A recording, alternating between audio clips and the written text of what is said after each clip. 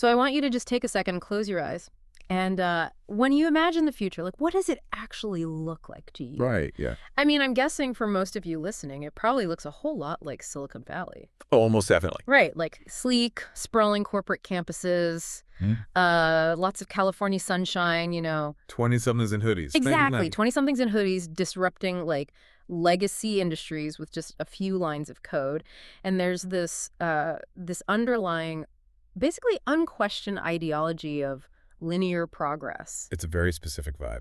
It is. It's like a perfectly straight line pointing to a tomorrow that, well, it just looks exactly like today, but maybe with faster processing speeds or, a better iPhone. Right. Or a self-driving car in the driveway. Yeah, exactly.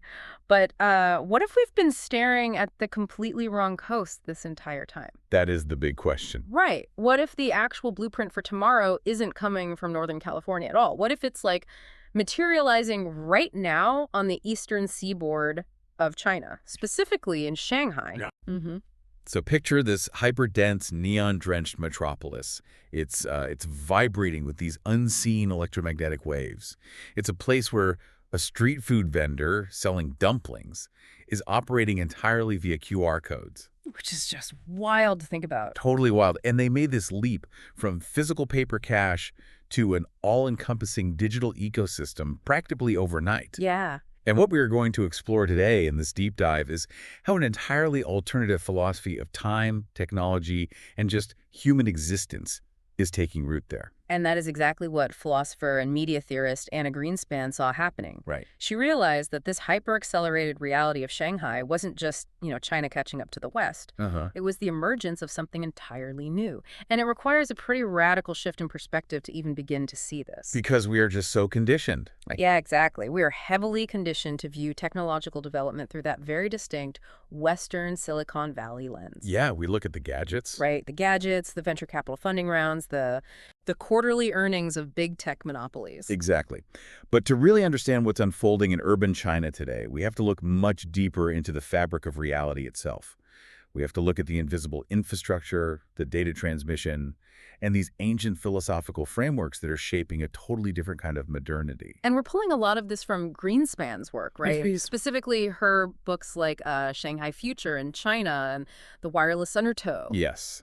Her argument is that we're undergoing this massive evolutionary shift, and the epicenter of that shift is the Asian megacity. Okay, so to really grasp how Greenspan looks at a city like Shanghai, we kind of have to rewind our own timeline a bit. We do. We have to go to a place that feels, honestly, about as far removed from a neon-lit Chinese metropolis as physically possible. 1990s Britain. 1990s Britain, specifically Warwick University. Yeah, the contrast is pretty stark. It really is. Yeah. Because before she was analyzing the skyline of Pudong, Anna Greenspan was actually a founding member of this incredibly influential, legendary, and frankly deeply weird academic group. The Cybernetic Culture Research Unit. Yes, the CCRU. The intellectual origins here are just as fascinating as the destination. I mean, the CCRU was operating alongside people who have become almost mythical in contemporary philosophy. Like Nick Land. Nick Land, Sadie Plant, Mark Fisher. Wow.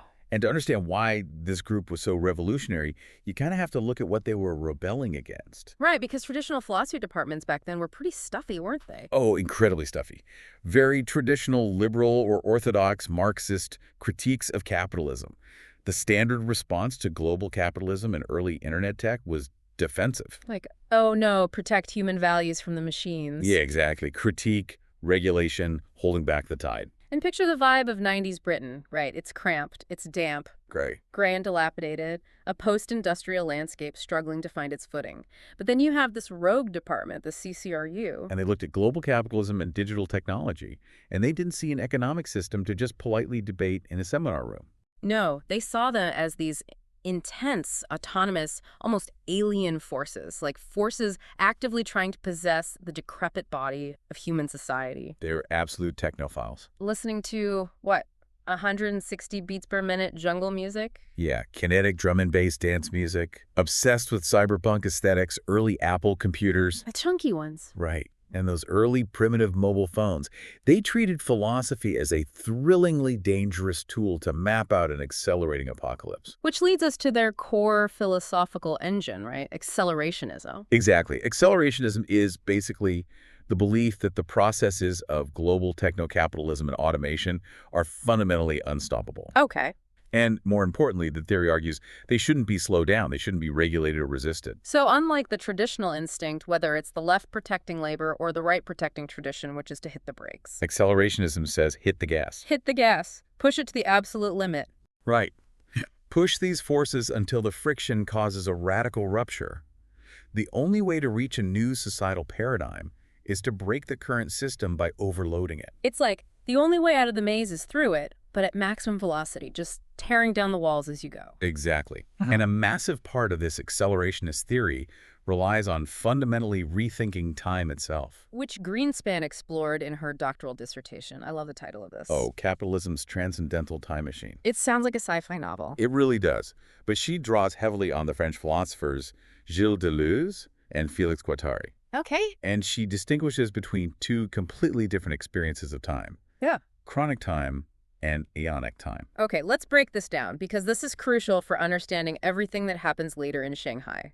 Chronic time, that's from Chronos, right? Yes. Chronic time is the time we intuitively understand. It's empirical, historical time. The ticking clock. Right. Linear, 1 second logically follows the next. Cause precedes effect. The time of calendars and factory schedules. Exactly. In chronic time, the future is just a point further down a geometric line that we just haven't physically arrived at yet. Okay, makes sense. But then there's Aeonic time. From Aeon. And this is fundamentally nonlinear. It is a virtual intensive time. Wait, what does that mean practically? It means it's a realm of pure potential that exists outside the ticking clock, but it actively infuses the present. Most importantly, Aeonic time shapes the present retroactively. Oh, retroactively. Okay, I really had to sit with this concept when I was reading the sources. So let's try a thought experiment for you listening. Let's do it. Imagine linear chronic time is like you are walking steadily down a very long, straight hallway. Okay. Step by step, you move from the past through the present toward the future at the end of the hall. Everything makes logical sense. Right. But Aeonic time, imagine a ghost standing at the very end of that hallway in the future, and that ghost is actively haunting the room you're currently standing in. Whispering in your ear. Exactly. Whispering in your ear, changing how you behave right now. I love that analogy. The future isn't just passively waiting for you. It's reaching back and actively pulling the present toward itself. Like a self-fulfilling prophecy. Right. Or what the CCRU called Hyperstition, a fiction that makes itself real. The idea of the future dictates the actions of the present. Which means the future is effectively causing the present. That completely shatters the comfortable Western assumption that the future is just tomorrow with a software update. Exactly. It suggests the future can be a localized event that ruptures our current reality. And this philosophical realization actually forces a massive geographic pivot in our deep dive here. Yes, because Nick Land, the primary architect of accelerationism, eventually left the cramped, gray reality of the UK. And moved halfway across the world. To Shanghai. He didn't just go for a vacation, right? No. He realized that the theoretical Neo-China they had been fantasizing about from their damp offices in Warwick wasn't just a cyberpunk fiction anymore. It was real. It was physically manifesting. China was already functioning as a hyper-accelerationist society. Because of the economic reforms, it was changing at blinding speed, building infrastructure at a pace unmatched in human history. And fundamentally fixated on the future. Right. And Anne Greenspan made that move to Shanghai too. Right. And when she arrived, her lens shifted from abstract theory to the concrete, physical reality of the megacity. The theories were no longer just academic papers. They were poured into concrete, forged in steel, illuminated in neon. Which perfectly sets the stage to talk about Shanghai's specific brand of retrofuturism. Okay, yes. To really see the scale of this, we need to talk about the 2010 World Expo hosted in Shanghai. Let's step inside the General Motors Pavilion. Oh, this is a great example. Just imagine walking into this massive, darkened auditorium, right? And you strap yourself into a large, articulated seat. Okay. The lights go down, the seat physically lifts you off the ground, and you are propelled into a wraparound, 360-degree immersive projection. You're flying. You are flying through a vision of what Shanghai will look like in the year 2030. And the smog is gone. completely gone. The gridlock is gone. You're soaring alongside these highly intelligent battery-powered pods, gliding along shimmering sky pads. And then the pods drive themselves into the lobbies of skyscrapers. Right, they lock into these transparent vertical elevators and shoot hundreds of stories up to dock right at someone's living room. It's a grand, unapologetic, utopian vision. A flawless tomorrow. But the striking thing about that pavilion wasn't just the technology. It was the contrast in how that vision was received. By the West versus the East. Exactly. When Western journalists and critics attended that 2010 Expo, their reaction was almost universally colored by, a sense of kitschy nostalgia. They thought it was cute. Yes. They looked at the flying pods and dismissed it as slightly naive, a belated, childish copy of the West's own past. Because they compared it to the 1939 New York World's Fair. Right, the Futurama exhibit, a diorama of a utopian, highway-filled American future. The dominant Western narratives today is that we have matured past this techno-optimism. We've replaced it with heavy, wearisome, dystopian cynicism. I mean, look at our sci-fi. Climate collapse, rogue AI, societal ruin. Yeah, we assume that because our grand mid-century visions failed, anyone else's visions must be flawed too. It's a very condescending view. Extremely condescending. Yeah.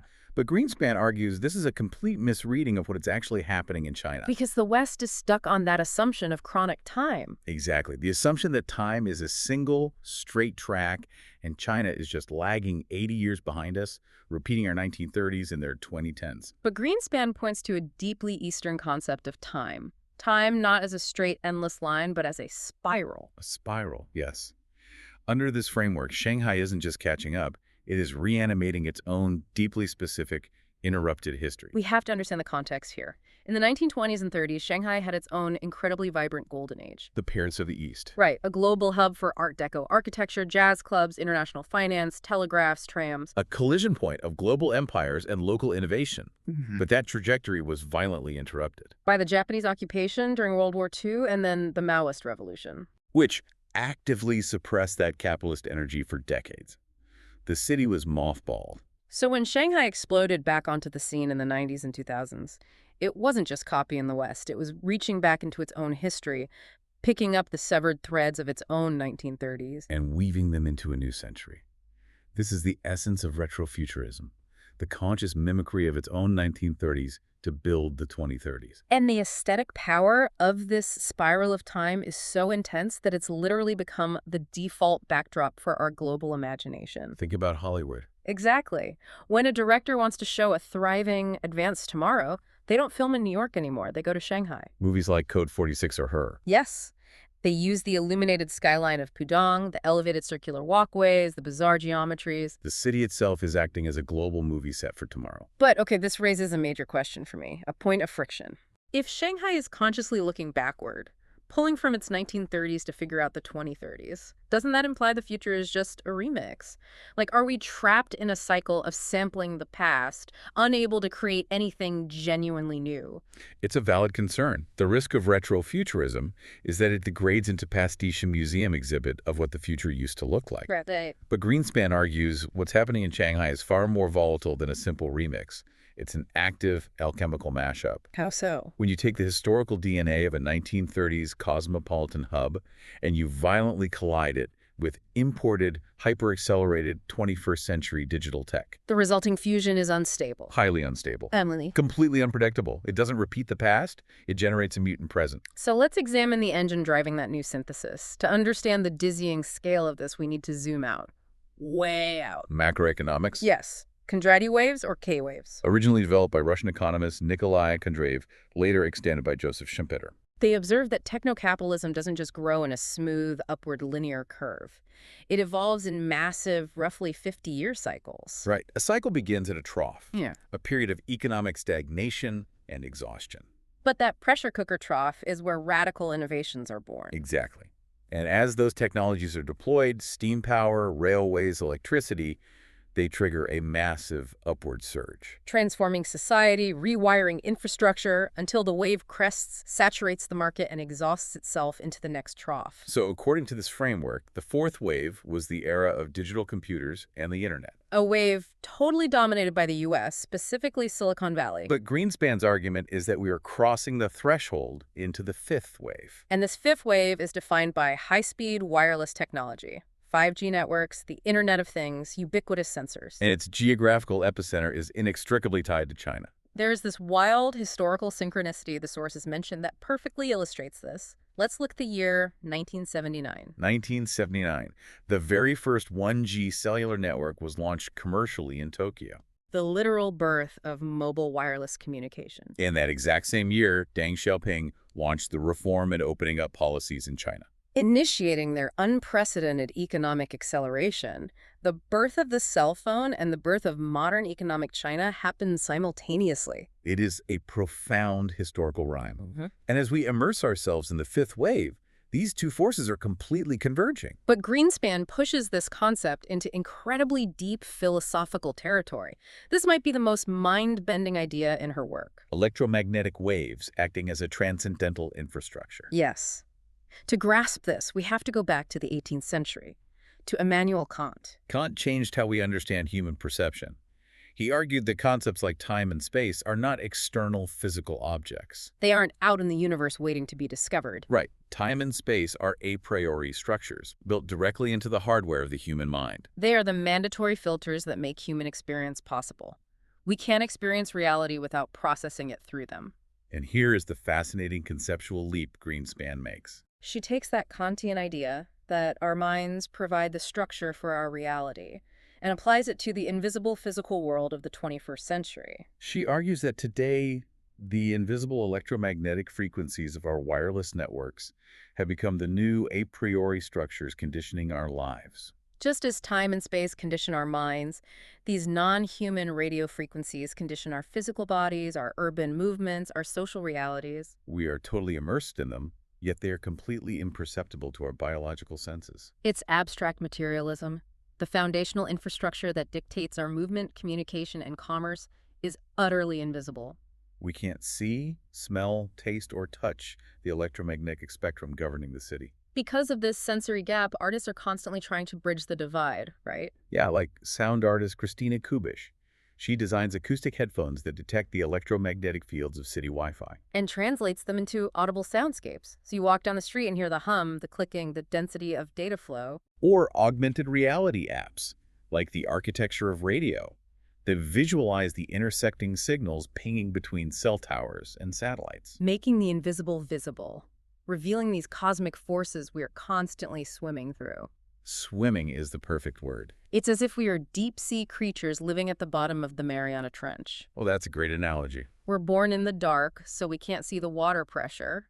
We don't consciously feel millions of gallons of ocean bearing down on us. But that invisible pressure dictates the evolutionary shape of our bodies. How we navigate, how we survive. These electromagnetic waves are the new water. We are swimming through a medium we cannot naturally perceive. And realizing this completely upends Marshall McLuhan's famous idea that the medium is the message. Because McLuhan was analyzing television, print, radio mediums with physical presence? Exactly. Mediums you could consciously consume. Mm-hmm. But with wirelessness, we are dealing with what media scholar Jennifer Gabriels calls a mediumless medium. The ether doesn't exist as a physical substance. It's pure vibration. The medium is completely imperceptible without machines. We require technological prosthetics, our smartphones, just to sense the environment we live in. We depend on the machine to tell us what the water feels like. Exactly. Okay, so let's bring this down from the invisible waves and anchor it to the actual concrete pavement of Shanghai. How does it practically change life on the street? Yeah. The most visceral example is how urban China leapfrogged over the Western era of credit cards entirely. Straight from physical paper cash to a hyper-digital smartphone integrated reality. The smartphone isn't just a tool in your pocket, it is woven into the physical architecture of the sentient city. And the visual marker of this is the absolute ubiquity of the QR code. Right. In the West, QR codes were a clunky marketing gimmick for a long time. Scanning a cereal box for a promo video. But in China, they became the foundational language of the entire urban economy. Because of their physical simplicity paired with digital depth, a merchant doesn't need an expensive point-of-sale terminal or a steady electrical connection. All they need is a printed piece of paper with a geometric pattern linked to their digital account. And you find these codes everywhere. Everywhere. High-end boutiques, sure, but also the elderly person selling persimmons off a wooden cart. The street food vendor grilling skewers at 2 a.m. Even street buskers playing the erhu. They collect tips via a QR code printed on cardboard hanging from their mic stand. Literal beggars holding out a QR code instead of a tin cup. Physical cash is effectively dead there. And the engines driving this cashless society are super apps, WeChat and Alipay. This brings us to platform urbanism. In the West, we have a fragmented app ecosystem. One app for messaging, one for banking, one for ride-hailing. But WeChat is a comprehensive infrastructural platform. It hosts millions of sub-applications. You chat with family, pay your water bill, order groceries, hail a taxi, invest in mutual funds, and access health records to book a doctor. All in one enclosed digital environment. The platform ceases to be software on your phone. The platform literally becomes the city. The plumbing, the electrical grid, the civic square, all rolled into one. It reminds me of the philosopher Vilém Flusser. He argued decades ago that we need to stop thinking of the city as a static geographical place. Not just concrete buildings and paved roads. Right. He said we need to view the city as a flexion in a field of signals, a concentration of intersecting data rhythms. And you see this manifesting physically in China. Look at Chongqing. The massive mountainous megacity. They literally painted a designated walking lane on the pavement exclusively for pedestrians looking down at their mobile phones. To keep them from bumping into faster traffic. It's wild. When you walk down the street, you don't just see buildings, you see data flows. Human beings navigating an invisible, data-rich environment while their physical bodies happen to be moving down a slab of concrete. But wait, I have to ask a critical question here. Go ahead. If literally every human interaction, buying a steamed bun, gossiping with a neighbor, is mediated through a massive, centralized corporate platform. Doesn't the street lose its soul? Exactly. Doesn't platform urbanism sterilize the chaotic, messy culture of the actual street? Doesn't it turn the city into a sterile shopping mall? That is precisely the fear with smart city initiatives globally. But Greenspan counters this with something she observed directly in Shanghai. The resilience of the street. What does that mean? She found that this digital infrastructure didn't destroy the informal economy. Surprisingly, it supercharged it. Really? Take street food vendors. They operate in a precarious environment, dodging municipal regulations and urban management inspectors, the Chengguan. Right. It's a high-stakes game of cat and mouse. But because of QR codes and WeChat, these vendors are now highly agile and networked. They don't rely on a fixed physical storefront. They operate in the digital shadows. They use WeChat groups to alert loyal customers to their temporary location. They take digital payments in seconds. And when someone spots the inspectors coming, the network sends a warning, and they vanish into the alleyways. Wow. So the informal, chaotic activity hasn't been sterilized, it's adapted. It thrives inside the very cracks of these massive digital structures. It's like vibrant weeds growing relentlessly through the concrete, except the concrete is made of algorithms and the weeds are moving at the speed of data. Perfectly said. So we've looked at the software, the invisible waves, but where do the physical devices actually come from? The hardware isn't born in the cloud. No, it's manufactured in physical reality. So we need to take a trip down the southern coast to the special economic zone of Shenzhen. The undisputed hardware capital of the world. If Shanghai is the polished retrofuturist showroom, Shenzhen is the gritty, soldering iron-scented engine room making it all run. To understand Shenzhen, we have to unpack Shanzhai culture. Shanzhai literally translates to mountain stronghold, right? Historically, it referred to remote bandit hideouts out of reach of the central government's authority. But in modern tech, It refers to a sprawling, decentralized culture of piracy, copying, reverse engineering, and extremely rapid mutant iteration. if you walk into the Hawkangbei market in Shenzhen, you're stepping into a different reality. Building after building packed with thousands of small stalls, reels of microchips, stacks of LED screens. An open-source hardware bazaar operating at a terrifying scale. Now, in the West, we have this quasi-religious worship of the original, right? The lone genius in a garage. The pristine patent, the rigid intellectual property laws.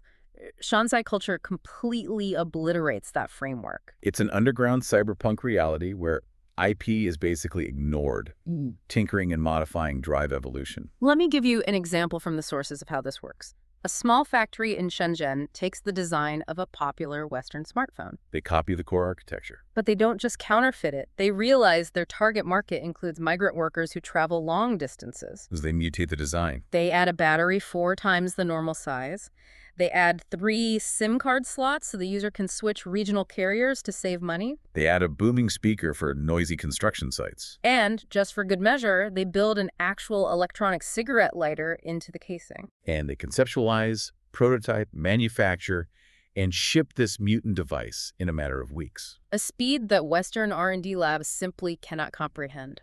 It fundamentally disrupts the Western economic order based on originality and copyright. It proves innovation can happen through relentless, decentralized repetition and mutation. What's incredibly revealing is how Western observers initially reacted to this ecosystem. Oh, this is fascinating. During the boom years, you had white Silicon Valley tech bros traveling to Shenzhen. And they viewed it through a deeply entrenched colonial gaze. They treated these electronic markets as an untamed frontier. They literally used Star Trek analogies. Boldly going where no man has gone before. Right. They framed China not as a complex sovereign nation, but as a raw landscape that the rugged Western innovators, could master. They saw Shenzhen as a playground to hack capitalism and escape their precarious gig economy labor back home. It's a staggering lack of self-awareness, projecting American frontier mythology onto a global supply chain. It's textbook frontier mythology. But looking past that colonial gaze brings up a very real tension within China itself. A tension Greenspan analyzes using the concepts of political theorist Carl Schmitt. Schmitt drew distinction in geopolitics between land power and water power. And you see this dynamic playing out vividly in geography there. On one hand, you have the deeply territorial, highly centralized land power represented by Beijing. Massive state corporate structures, top-down mega projects, a desire for order and control. And on the exact opposite pole, you have the fluid, dispersed, watery power of Shenzhen. A coastal city built on pirate markets and Shanzhai culture. A fundamentally porous nature that resists total top-down control. It relies on flows of information and black market components. The eternal tension between the consolidating core and the dispersive periphery. And that very tension between state control and technological dispersion brings us to the most complex, unsettling aspect of this deep dive. Right, and I want to state clearly for our listeners, our goal here is to impartially explore the mechanisms detailed in the sources. We are examining the reality of how these technologies are deployed in complex social structures. We aren't taking political sides. We have to discuss what happens when the hyperdense sensor networks of the sentient city are leveraged for biopolitical control. We have to confront the concept of smart mentality. What exactly is smart mentality? It's a sociological term describing the deep integration of profit-driven corporate platforms with state bureaucracy to manage social order. And the most globally recognized example of this is the social credit system. Though it's important to clarify that Western media often conflates localized systems into one monolithic Big Brother narrative. Right. For example, Sesame Credit or Sesame Credit was actually initiated by the corporate entity Alipay, not the central government. Because China historically lacked a traditional, comprehensive financial credit history system. They didn't have a FICO score for decades of credit card payments. So big data stepped into the void to manufacture trust. Millions of citizens were entering the middle class, but were basically unbanked.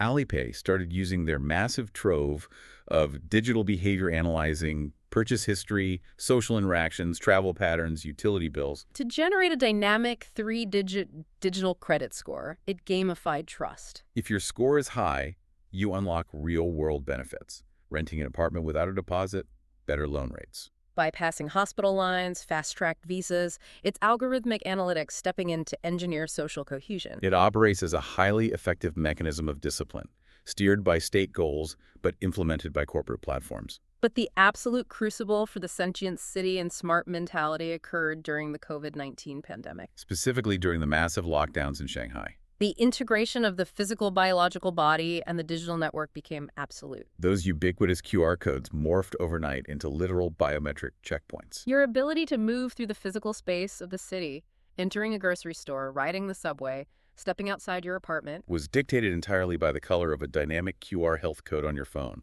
Green meant freedom to move.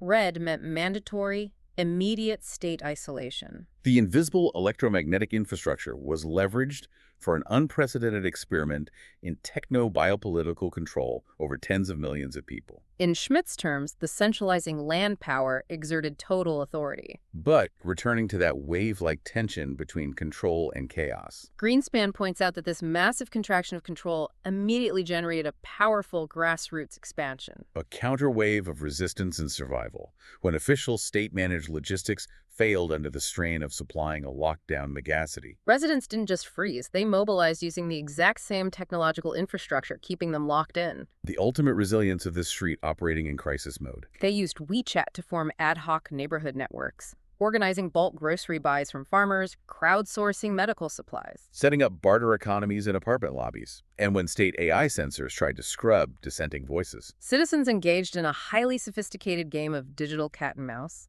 The most poignant example from the text was the video Sounds of April. A viral montage of raw audio clips recorded by citizens pleading for food and medical help. Censors deployed AI to scrub the video by targeting its digital hash. In response, citizens continuously mutated the file, flipping it upside down, embedding the audio into cartoons. Minting it as an NFT on the blockchain to make it immutable.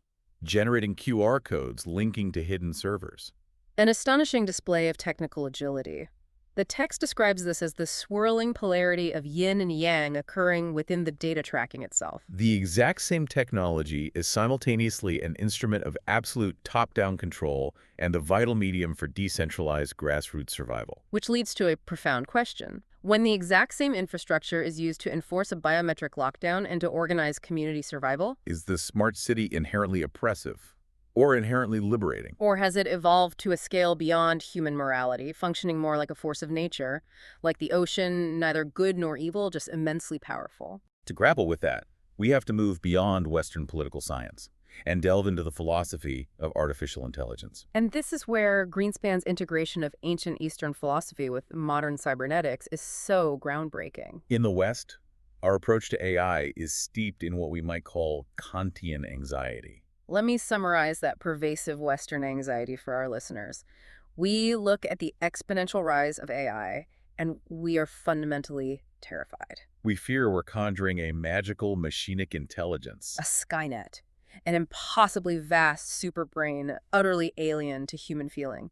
The Western discourse around AI safety is entirely focused on alignment. Putting strict guardrails on the entity so it doesn't decide to maximize paperclip production by harvesting human carbon. Right. Our relationship with the machine is based on fear, mastery, containment, and control. The Western framework posits a rigid, uncrossable ontological divide between the human creator and the technological tool. But the intellectual history of China offers a radically different lens, rooted in Taoism, Buddhism, and New Confucianism. These traditions offer a different framework for interacting with the non-human.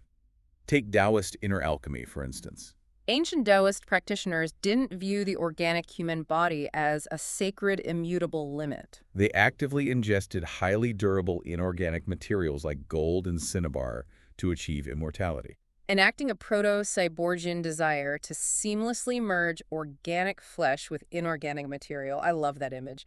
Ancient Taoist cyborgs drinking heavy metals to upgrade their hardware. And the modern application is fascinating. Scholars suggest a radical expansion of empathy based on Buddhism.